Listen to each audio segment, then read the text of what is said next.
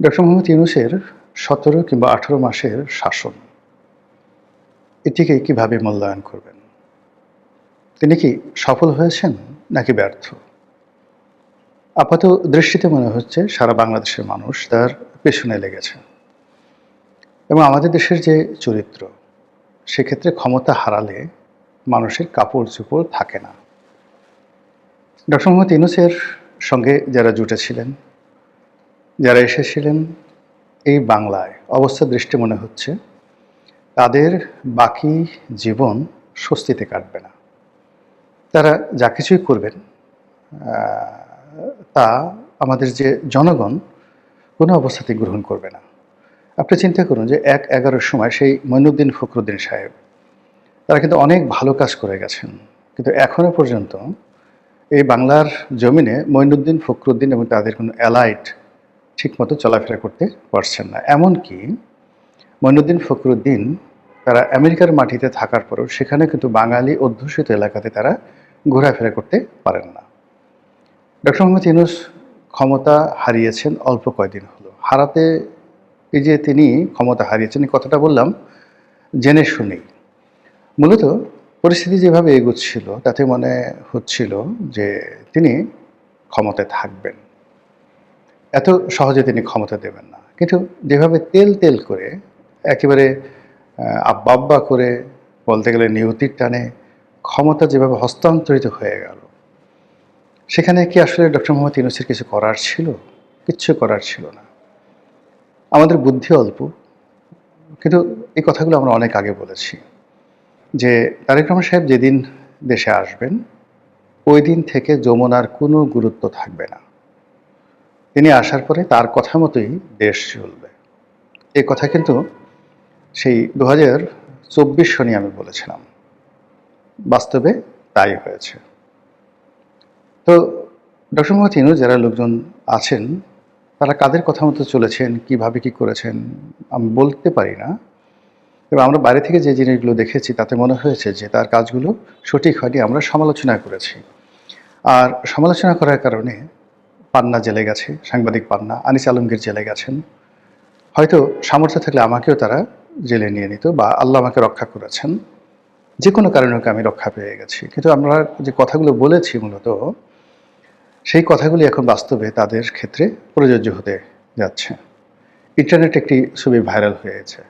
মনির হায়দার নামে একজন ইত্তেফাকে একসময় চাকরি করতেন, তার আগে জনকণ্ঠে চাকরি করতেন সাংবাদিক। রেপুটেশন ভালো না। শুধু এতটুকু বললাম, আমার সাথে একটা সময় টকশো করতেন, কথাবার্তা হতো, আমি তার অনেক কথা সমালোচনা করতাম। করার পরে উনি একদিন আমার হাত ধরে বললেন যে, রনি ভাই, আপনি আমার সমালোচনা করেন, আপনার ভাবি তো আপনার টকশো দেখে, আমার অপরাধ কি? এরপর থেকে আসলে মনির হায়দারের কখনোই সমালোচনা করিনি, অন জেন্টেলম্যান গ্রাউন্ডে। এরপর দেখলাম যে অনলাইনে ছাড়ে তিনি আমেরিকাতে চলে গেছেন। তো আমেরিকাতে চলে যাওয়ার পরে সাংবাদিক মাসুদ কামাল, তার কলিগ ছিলেন, তিনি তাকে চাকরি দিয়েছেন।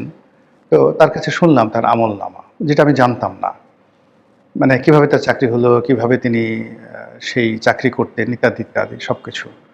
এরপরে একজন রাজনৈতিক ব্যক্তিত্ব, মিরপুরে এস এ খালেক সাহেবের যে ছেলে সাজু, এবার নির্বাচনে দাঁড়িয়েছেন, তিনি কথা প্রসঙ্গে একদিন মনির হায়দারের কথা বললেন। তো মনির হায়দারের কথা বলার পরে তিনি একেবারে রীতিমতো আঁতকে উঠলেন, যে বলেন যে, আরে বলেন কি, ও তো এই করেছে, আমার সাথে এই করেছে, আমার বিরুদ্ধে রিপোর্ট ছাপিয়ে তারপরে সেটা আমার কাছ থেকে প্রতি মাসে মাসে ওই আমাদের ১০,০০০ না ১৫,০০০ টাকা করে আমার কাছ থেকে নিয়েছে। একই অবস্থা এহসানুল হক মিলন। এহসানুল হক মিলন যখন মন্ত্রী ছিলেন তার বিরুদ্ধে একবার রিপোর্ট ছাপা হলো, আবার কি কারণে যেন এহসানুল হক মিলনের সাথে তার খুব ভালো বন্ধুত্ব হয়ে গেল। একজন সাংবাদিক আছেন পরিচিত, এহসানুল হক মিলনের পরিচিত, তো তার নাম মিস্টার পাটোয়ারি, বিটিভিতে একসময় কাজ করতেন, বেশ সিনিয়র সাংবাদিক, এখন টকশো করেন। তো তিনি একদিন গিয়ে দেখলেন যে এহসানুল হক মিলন যখন মন্ত্রী তখন তার সাথে একই বিছানায় মনির হায়দার শুয়ে আছে। তখন তিনি এহসানুল হক মিলনকে রীতিমতো একটু কটু বাক্য বলেন, বকাঝকা করলেন যে, ২ দিন আগে যেই লোক আপনার বিরুদ্ধে রিপোর্ট করেছে, আজ আপনি তার সঙ্গে গলাগলি করে বেডরুমে শুয়ে আছেন। আপনি তো মানে নির্বুদ্ধিতার একটা সীমা আছে। কথা সত্য মিথ্যা পাটোয়ারি সাহেব বলতে পারবেন, আর এহসানুল হক মিলন বলতে পারবেন, আমি শুনেছি। আর পাটোয়ারি সাহেব আমাকে এই কথা বলেছেন, আমাকে নিষেধ করেনি, তাই আমি কথাটা মিডিয়াতে বলে দিলাম।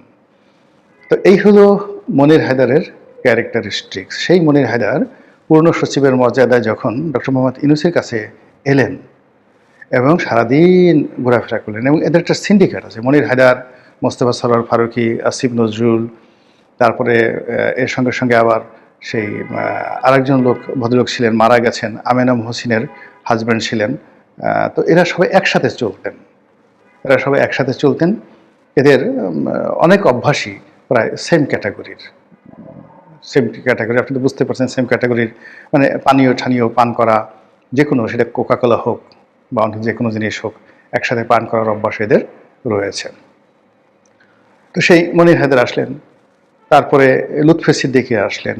লুৎফে সিদ্দিকী এই মানুষটি, মানে কি বলবো, মানে এর বাবা আইজি সাহেব ছিলেন, খুব ভালো মানুষ ছিলেন। তারপর তার মা রেহানা সিদ্দিকী, তিনি একজন ভালো শিল্পী ছিলেন।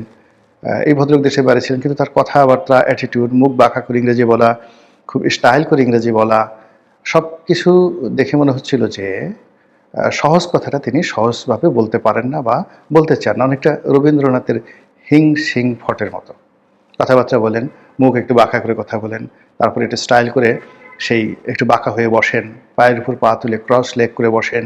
এগুলো বাংলাদেশি কালচারে যায় না। পশ্চিমা দুনিয়াতে তিনি আসলে কত বড় পদে চাকরি করেন, কি করেন, তার সফলতাকে আই ডোন্ট নো। কিন্তু তারকে যখন ডক্টর মোহাম্মদ ইউনূস ছিলেন, আমার কাছে মনে হয়েছে এই কাজটা ভালো হয়নি। তিনি তাসনিম জারাকে নিয়ে আসলেন রাজনীতি করার জন্য, এনে এনসিপিতে ঢুকিয়ে দিলেন। ও মাই গড, গেল তাসনিম জারা। এই মেয়েটার জীবনও শেষ, এবং যাকে বলা হয় রাজনীতির যে একটা স্বাভাবিক শ্রেণী চরিত্র রয়েছে, সেই শ্রেণী চরিত্রটাও নষ্ট হয়ে গেল। এরপরে তিনি খলিলুর রহমান সাহেবকে নিয়ে আসলেন। খলিলুর রহমান ইজোকে, আমি ওনার সাথে যখন ছিলেন, খলিলুর রহমান সাহেব কথাবার্তা কম বলতেন, কিন্তু ইদানিং তিনি বাংলা এবং ইংরেজিতে কথাবার্তা বলছেন, আমার ভালো লাগছে। যদিও তিনি পশ্চিমা ধাঁচের মানুষ, বিএনপি তাকে নিয়ে বিপদে পড়বে বই মানে স্বস্তিতে থাকবে না।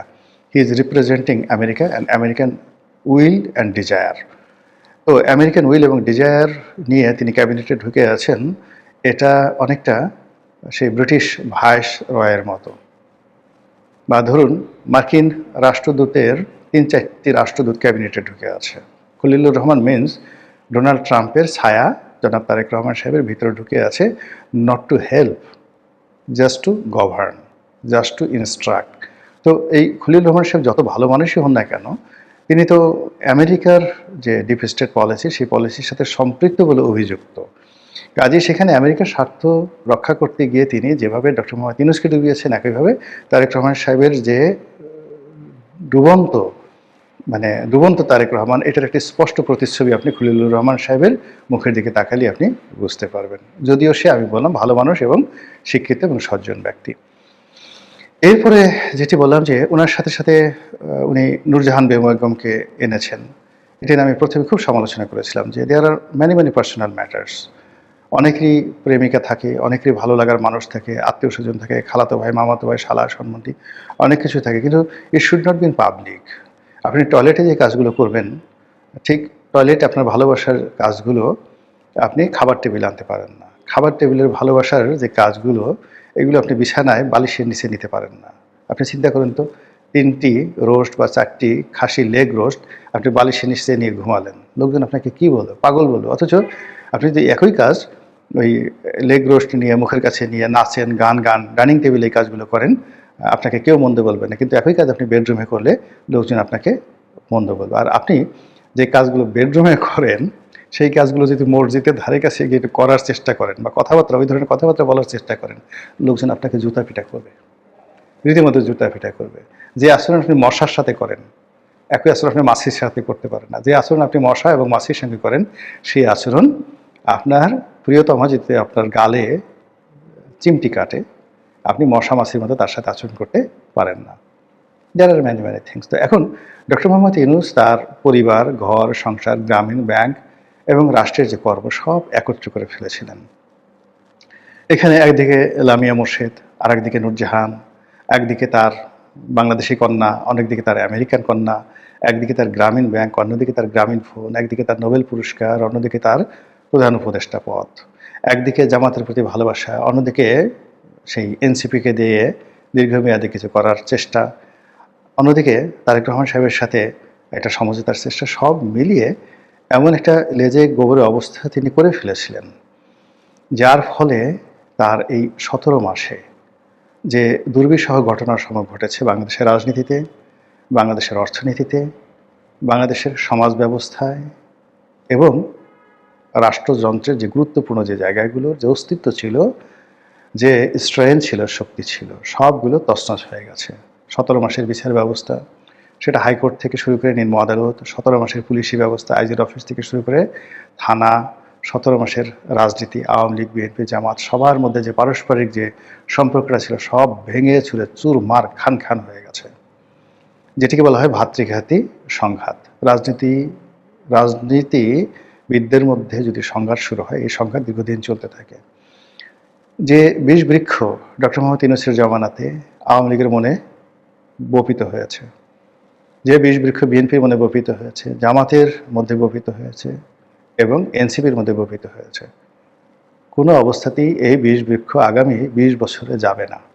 শুধু নিত্য নতুন ধুতরা গাছ উৎপন্ন হবে, ধুতরার ফালুন তৈরি হবে, আর সেই ধুতরার গাছের বিষ একেবারে কালবৈশাখীর শক্তি নিয়ে প্রবল বেগে এই ধুতরার বিষ ডক্টর মোহাম্মদ ইউনূসের দিকে ধাবিত হবে।